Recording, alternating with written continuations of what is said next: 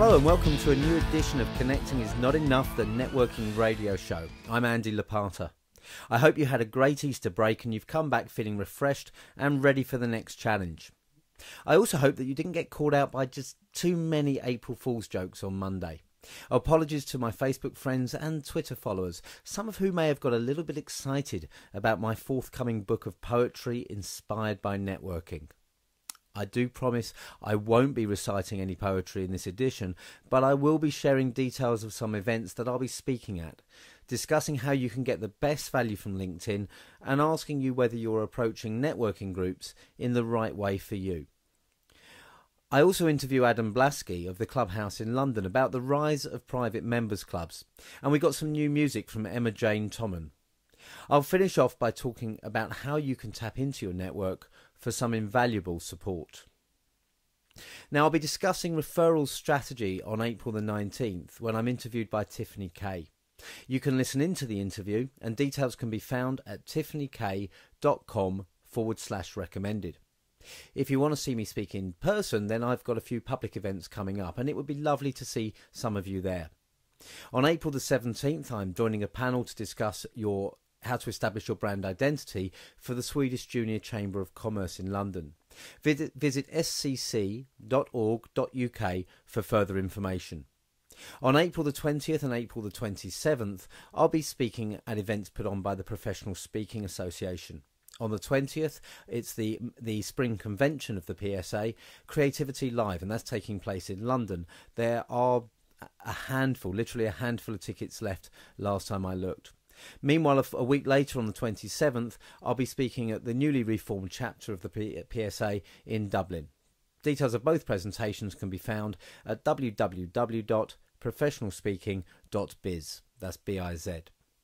On August the 29th, I'll be in Stockholm in Sweden, speaking at an event run by the Ants Network, and more details of that I'll give to you as soon as they're available. And November the 26th to 28th is the Digital Marketing Show at Excel Arena in London. And again, I'll be speaking there. More details will follow. One event that I won't be speaking at, but which I heartily recommend, and I'll be looking to attend, takes place on June the 7th. The annual Women in Banking and Finance Awards Luncheon is always an excellent event. And whether you're male or female, if you work in the financial sector, it's certainly worth going along. Congratulations to both Claire Boyles and Tracy Place, who each won a place at Lara Morgan's forthcoming Sales Secrets event on the 16th of April.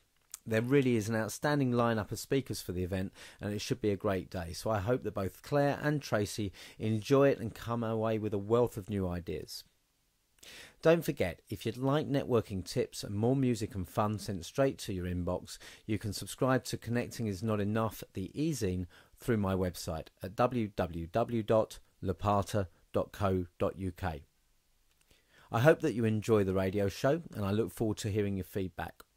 Once you've listened, if you're serious about developing a networking and referral strategy that can take your business to a new level, or you're interested in booking me for a speech or training session for your team, please, you can find out more details on our website, or please feel free to get in touch, andy@lopata, that's lopata.co.uk.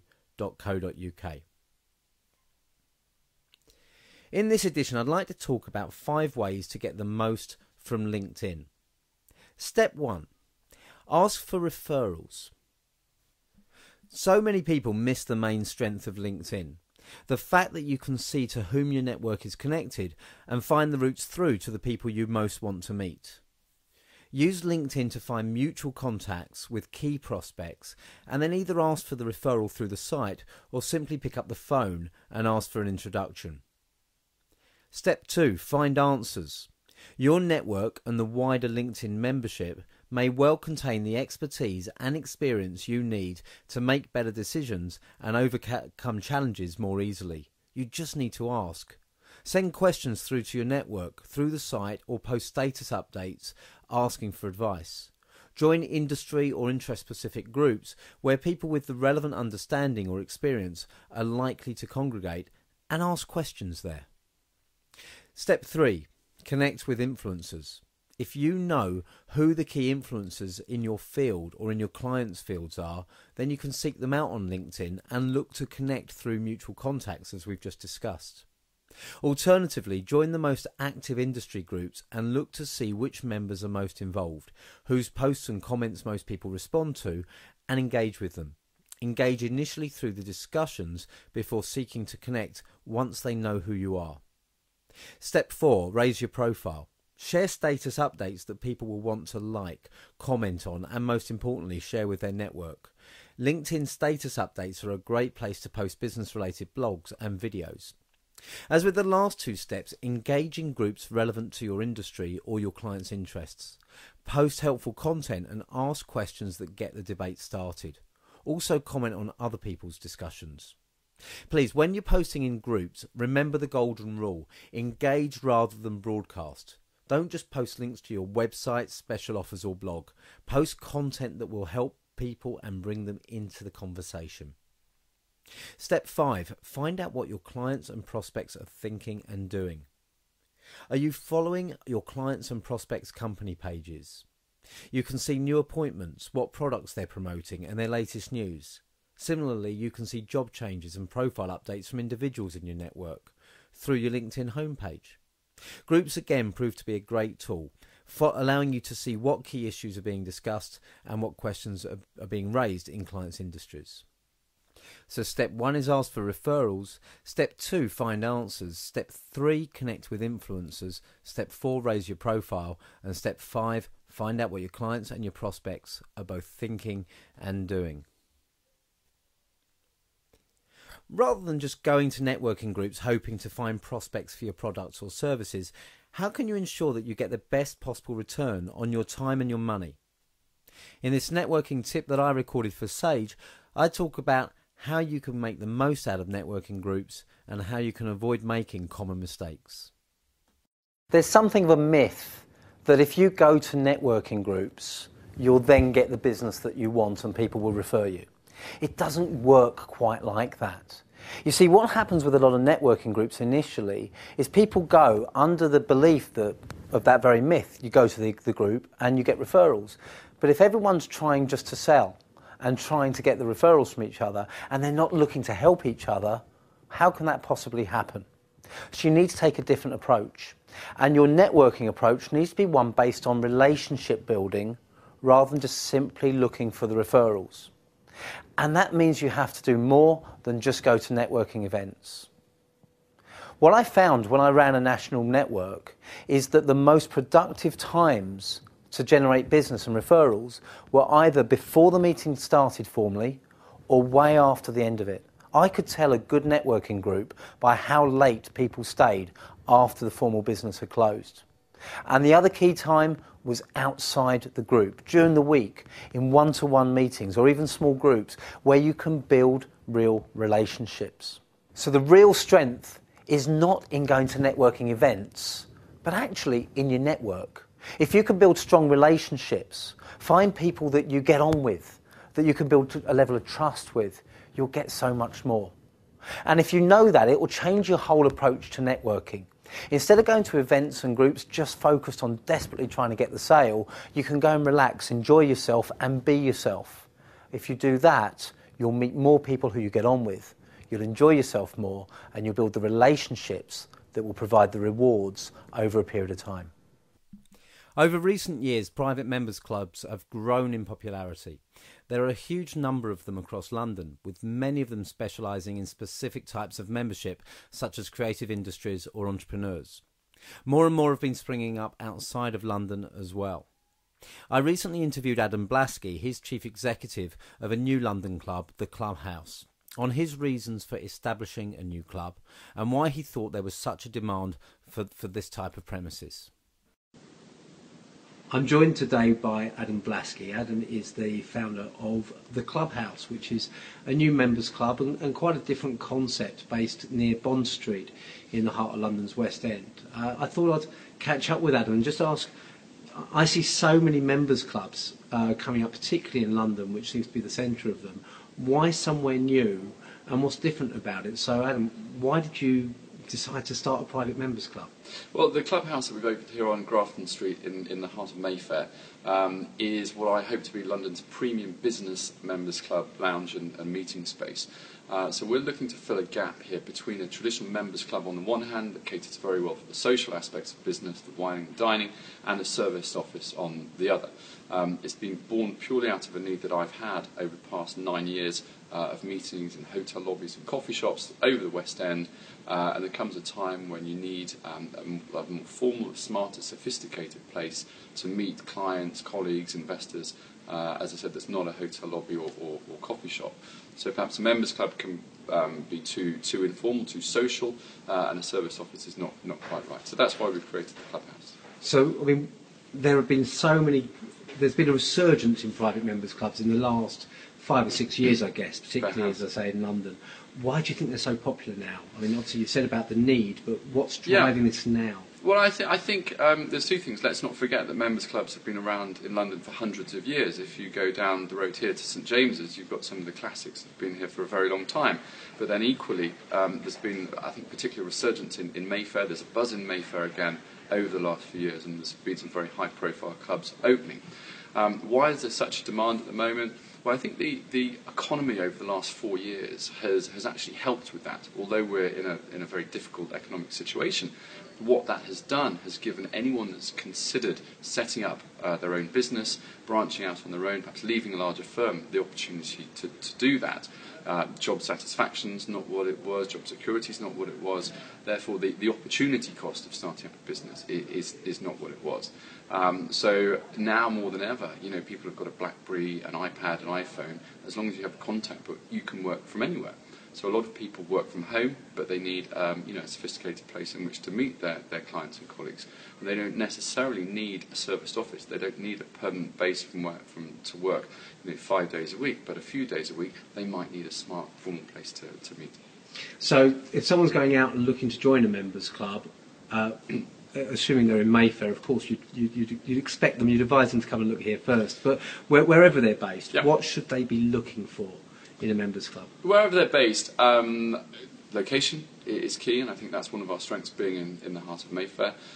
It's the kind of place which is going to suit your needs, but also those of your clients. So the reason we've created the clubhouse and not come up with a gimmicky brand is to kind of evoke the golf tones, i.e. see you back at the clubhouse, but also bringing it up to date. It's a very smart, contemporary place, free Wi-Fi, free tea and coffee, and a very high quality working and meeting environment. Brilliant. Thank you very much, Adam. Thank you. I recently asked followers and friends on Twitter and Facebook to recommend some unsigned artists whose work I should share on this podcast. Unsurprisingly, I was inundated with responses, and thanks to everyone who got in touch. One artist who stood out for me was Emma Jane Tommen and her track Halfway House. Another glass, drunk to the bottom, broken plans now seem so forgotten. When you can't breathe, you're choking on air. Seems harder to leave and hard not to care. And some say I shouldn't walk away. Some say I should just let you go and leave now, but it's harder than having you stay in this halfway house.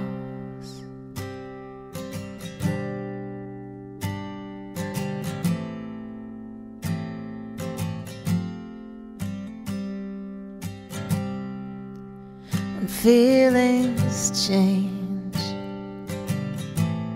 we can pack them in boxes and send them away. Pretend that we lost them when you can't breathe. You're choking on air. It seems harder to leave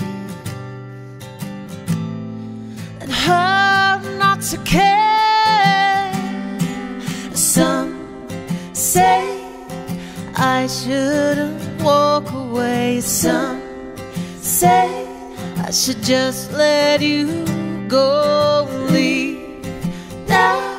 But it's harder than having you stay in this halfway house. Now and then I get tongue-tied, I know, and my words just don't fit into place. And I know I can't pretend I won't be frightened in the end. And I regret never waking up to your face.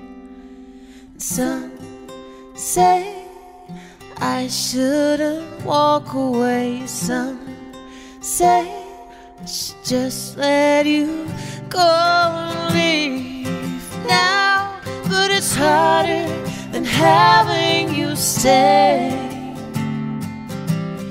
in this halfway house. Some say I shouldn't walk away, and some say I should just let you go, leave now. But it's harder than having you stay in this halfway house. That was Emma Jane Tomlin with Halfway House. You can find Emma Jane at facebook.com/Emma-Jane Music. And thanks to Alan Newton for recommending her. If you've got anyone you think I should feature in the Networking Radio Show, please don't hesitate to put them in touch. To finish off this latest edition of the Networking Radio Show, I want to talk about how your network can help you in supporting you in what you want to achieve. You don't have to do it alone. Whatever you want to achieve, whether in developing your own business or progressing your career, you'll get much closer to achieving your true potential if you're open to support from your network. Surround yourself with a network of people with different experiences, expertise, and a different way of looking at problems, and develop strong relationships with them. If you have deep levels of trust with each other, you've got an incredibly powerful resource to call on whenever you need new ideas or new approaches to the challenges you face. In addition, a strong network can provide you with the accountability and cheerleading we all need at some point to drive us on in our quest to be the best we can possibly be. Of course, this isn't a one-way process. You can't just aim to build a network whose sole function is to be there to support you in your journey. You're part of that network too, and you should be just as willing to offer your experience and your insights and to cheer others on as you are to accept support in return. There are many ways to tap into a strong support network, from informal calls to asking for advice to formal mentoring arrangements. One of the most powerful ways is to seek such support through mastermind groups. Napoleon Hill first brought the concept of mastermind groups to the public attention in his book Think and Grow Rich in 1938. In the book, Hill said, "No individual may have great power without availing himself of the mastermind. Economic advantages may be created by any person who surrounds himself with the advice, counsel and personal cooperation of a group of men who are willing to lend him wholehearted aid in a spirit of perfect harmony. This form of cooperative alliance has been the basis of nearly every great fortune." More recently, in his book The Startup of You, Reid Hoffman shares the story of Joseph Priestley, a young amateur scientist who in 1765 was running experiments in a makeshift laboratory in the English countryside. Hoffman explains that Priestley was exceptionally bright but isolated from any peers, until one December day when he travelled into London to attend the Club of Honest Whigs. The brainchild of Benjamin Franklin, the club was like an 18th century version of the networking groups that exist today. Franklin, who was in England promoting the interests of the American colonies, convened his big thinking friends at the London Coffee House on alternating Thursdays. As Hoffman said, Priestley attended to get feedback on a book idea about scientists' progress on understanding electricity. He got much more than feedback. Franklin and his friends swelled in support of Priestley. They offered to open their private scientific libraries to him. They offered to review the drafts of his manuscript. They offered their friendship and the encouragement, and crucially, Priestley reciprocated all the way. In short, Priestley's night at the coffee house dramatically altered the trajectory of his career.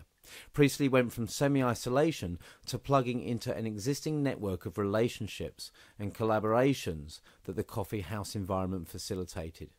He went on to have an illustrious scientific and writing career, famously discovering the existence of oxygen. Mastermind groups have been an important tool in the development of my own business and career. In many of my talks, I share the story of how advice from one such group helped prevent our business from sliding into disaster, and instead supported us in making a very brave decision to write off big losses and turn the venture around into something very different. I have been and I remain involved in mastermind groups with fellow entrepreneurs and fellow professional speakers, all of which have been instrumental in the growth of our business. Within some of my workshops, I run a 5-minute mini mastermind, and it's been incredible to witness the power of bringing groups of people together at random, with no notice or preparation time, to address a challenge and find solutions. Not one group has ever found the session without value, and they remain one of the most popular parts of my workshops. Now, if mastermind groups can have such an impact when put together in such a random way, just how powerful could they be if you focused your attention on getting the most out of them? If you visit www.lopata.co.uk/blog, you'll find my top 10 tips to establishing and running your own mastermind group successfully. I hope you find them useful, and I wish you the very best of luck.